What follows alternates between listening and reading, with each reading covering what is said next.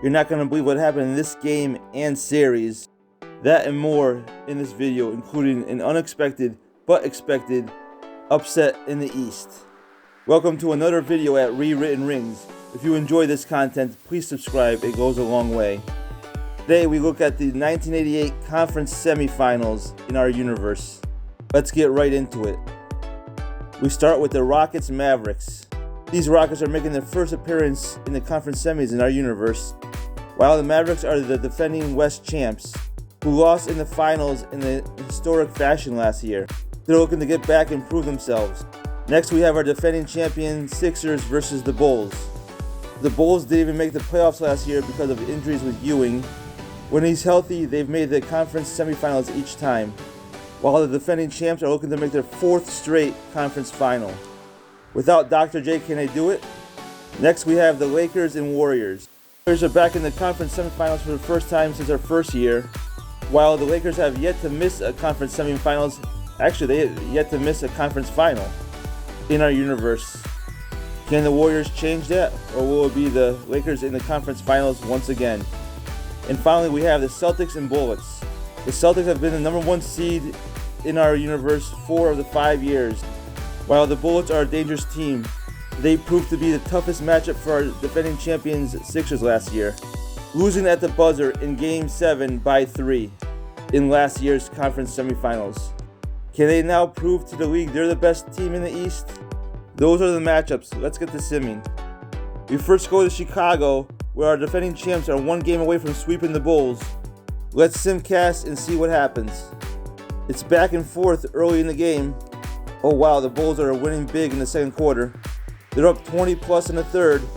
It stays that way in the fourth. Don't think we're jumping into this one. Bulls survive to play Game 5 in Philadelphia. They win by 23. With no other team facing elimination, we head to Philadelphia.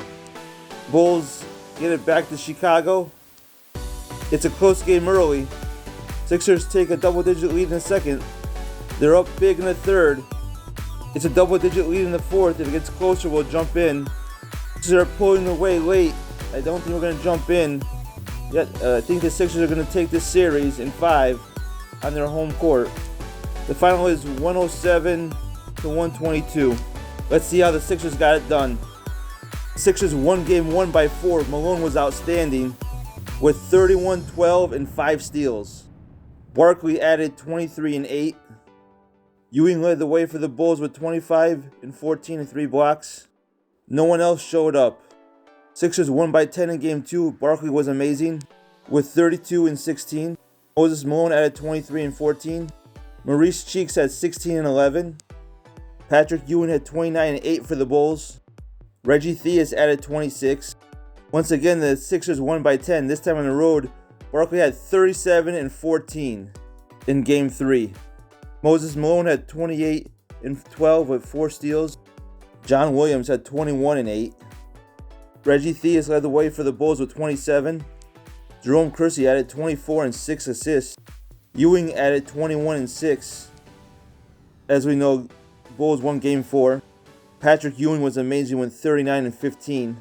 Reggie Theus added 24 and 8 assists. Jerome Kersey had 18, 6, and 8 with 3 blocks. Barkley had 28, 13, and 6 in the loss for the Sixers. Malone added a double-double at 12 and 11. And in the game that just ended, Barkley was amazing with 38, 21, and 4 blocks. Gerald Wilkins added 18 and 5. Malone had 14 and 10. For the Bulls, Ewing finished with 34 and 10, but no one else showed up. And with that, our defending champs move on to their 4th straight conference finals. If you saw our bracket, you saw the Lakers had a 3-1 advantage on the Warriors. Let's go to Game 5 and see if the Lakers can close out. They're up double digits in the second. They're maintaining the lead in the third. Heading into the fourth, they still got a big lead on the Warriors. If this game gets any closer, we'll jump in. They're up 11 with 4 minutes left to go. It's still 11 with 2 minutes left to go. Just over a minute, it's still at 10. I think the Lakers are going to end the series. Yep, the final is 108-98. The Lakers move on to the conference finals for the 5th straight time. Let's see how they did it. They won game 1 by 12. Magic had 24, 6, and 6.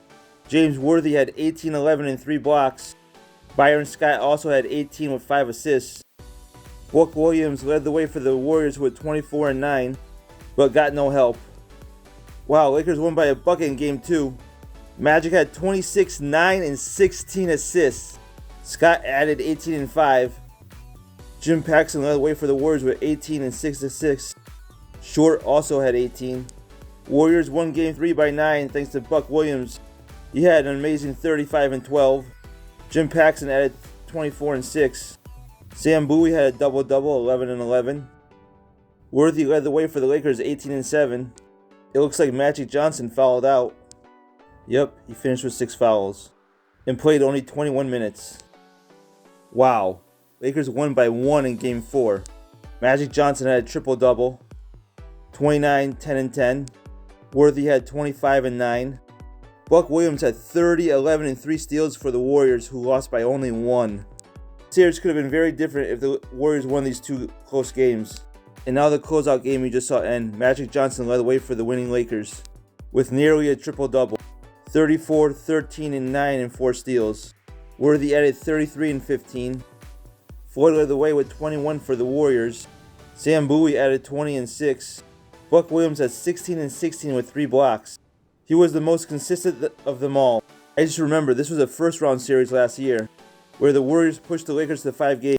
They're losing 5 again, but it could have been a lot closer.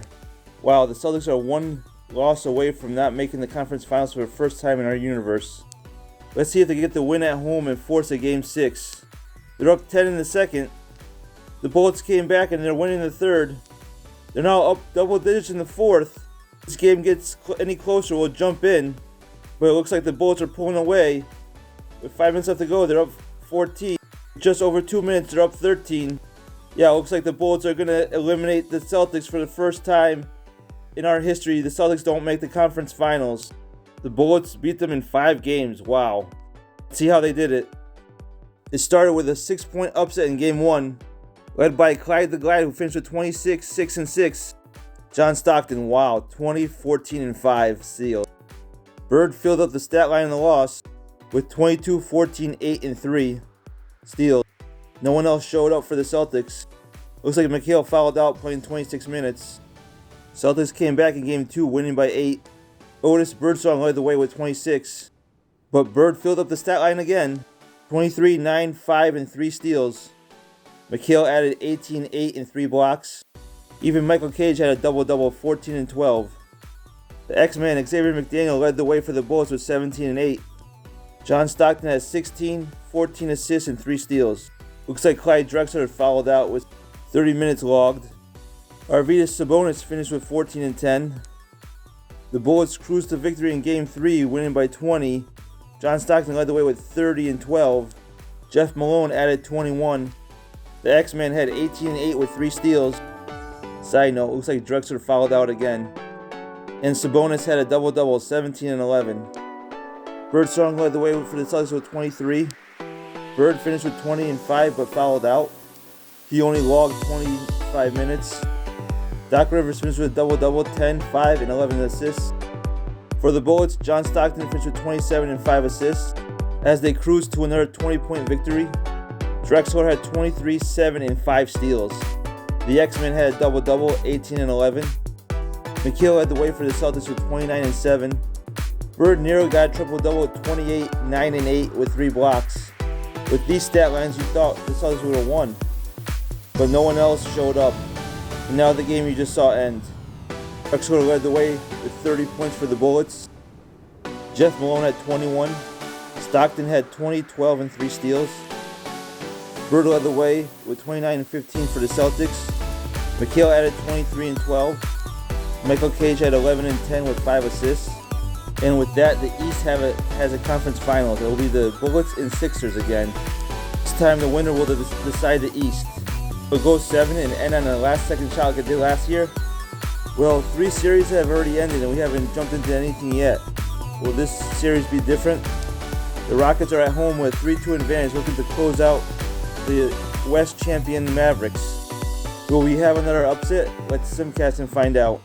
It's a close game in the fourth. Are we going to jump into this one? With about 6 minutes left to go, it's still close. I think we're going to finally jump into a game. With 3:21 left to go, it's a 1-point game. Let's jump in. Mavericks are down 1 with the ball. Let's fast forward to around the 2-minute mark and see if it stays that way. While we were gone, nothing happened. Aguirre takes a shot, and Dallas has the lead. With 1:49 left to go, Dallas has the lead, but Houston has the ball. Let's see what happens. Lavelle brings it up. He finds Karl Malone. Finds Larry Nance underneath. He misses. Dallas has the ball with the lead now. Frazier has the ball. Shoots it.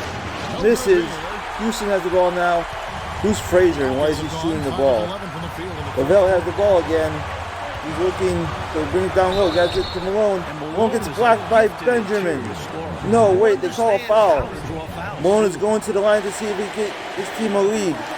He's got an impressive line with 26 points already and 6 assists. The first one's up, and it's good. The game is tied again at 108. Here comes the second one. He misses. Rebound Dallas. They push it up. Aguirre has the ball. Finds Davis underneath, and they take the lead back. With 1:12 left to go, Dallas is trying to salvage their season. Lavelle looks to Malone down low. He should have took the shot. Instead, oh, he gets it anyway. It's tied again with exactly a 1 minute left to go.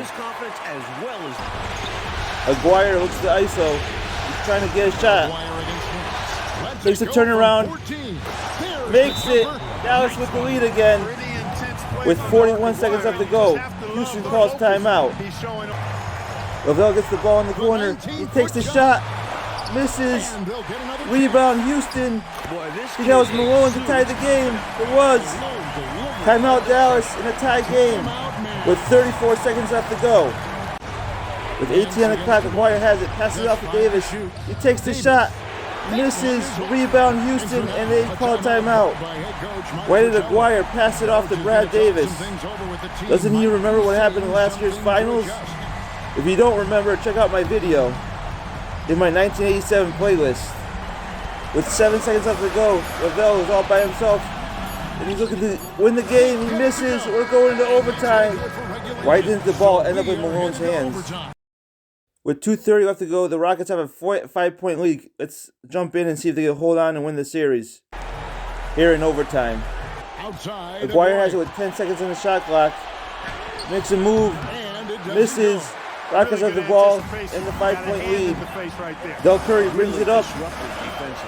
He's dribbling. He has some space. Looks to take his defender. He shoots it. Misses. Rebound Malone. Misses. Rebound Sampson. Off to Malone, and they score. It's up to 7 now. The ball finds Aguirre with 10 seconds left on the shot clock again. What is he going to do with it? He looks to drive.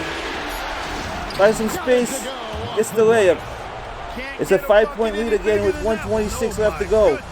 The Mavericks need a stop here. Curry finds Malone. He takes a turnaround jumper, and it's in. It's back up to 7 with 1:14 left to go. Mavericks need to score quick. Davis has the ball with 16 on the shot clock. He gets it to Aguirre. Down low. Looks to make a move. Gets blocked by Larry Nance. Rockets have the ball in a 7-point lead. Tony Campbell has it with 14 on the clock. He takes it to the basket. Gets the layup. It's now up to 9. Timeout Dallas. Young Tony Campbell can see the conference finals in his sight. Davis has the ball. Finds Frazier for 3. He misses. Rebound Houston. I simmed to the end thinking that the Mavericks had a 3-2 lead, and then found out it was actually Houston who had a 3-2 lead and won the series. I should have kept the game in so we could see the celebration. He led the way for the Rockets with 37, 13, and 7. Ralph Sampson added 22 and 13, and Del Curry had 20. For the Mavericks, it was Aguirre with 41 and 6 assists. Benoit Benjamin added 18, 9, and 3 blocks. There it is. The Rockets make the first conference finals in this universe. Let's see how they did it. Rockets won Game 1 in blowout fashion on the road. Karl Malone nearly had a triple-double. 27, 13, 9, and 3 blocks. Larry Nance added a double-double, 15 and 10. Aguirre led the Mavericks with 27, 8, and 8, but got no help. Mavericks came back and won Game 2 by 18. Aguirre led the way with 31 and 6. Benoit Benjamin had a double-double, 13, 11, and 5 blocks. Del Curry led the way for the Rockets with 29. Ralph Sampson had 24 and 9 with 3 blocks. Karl Malone played only 23 minutes and fouled out. Aguirre led the way for the Mavericks with 31. Rolando Blackman had 18 and 6 assists in the Game 3 win by 8 on the road. Benoit Benjamin also added 18, 5, and 6. The Rockets were led by Ralph Sampson, who had 22 and 17. Larry Nance added a double-double, 10, 11, with 5 blocks. Rockets came back and won Game 4 by 26. Del Curry led the way with 23 and 3 steals. Larry Nance added 22 and 9 with 3 steals. Karl Malone had 20 and 9 and 5 blocks. Lavelle had 10 points and 10 assists. Mavericks didn't show up. Derek Harper led the way with 16 points, 9 assists, and 3 steals. Aguirre played only 26 minutes, fouling out. Rockets won on the road in Game 5 by 10 thanks to Karl Malone's outstanding effort. 37, 10, and 6 was his line. Ralph Sampson added 20, 9, and 4 blocks. Derek Harper led the way in the closeout loss with 20 and 5 for the Mavericks. Wayman Tisdale added 19. Otis Thorpe had a double-double, 10 and 10. And Aguirre played 41 minutes but didn't show up. That's the end of the video. If you enjoyed this content, please subscribe. It goes a long way. Stay tuned for my 1988 Conference Finals video coming soon. The semifinals saw a couple of upsets. Will the Conference Finals do the same? I have to say I'm a little bummed my Celtics are out of the playoffs, but it's nice to see new blood in both Conference Finals. Until my next video, thanks for watching.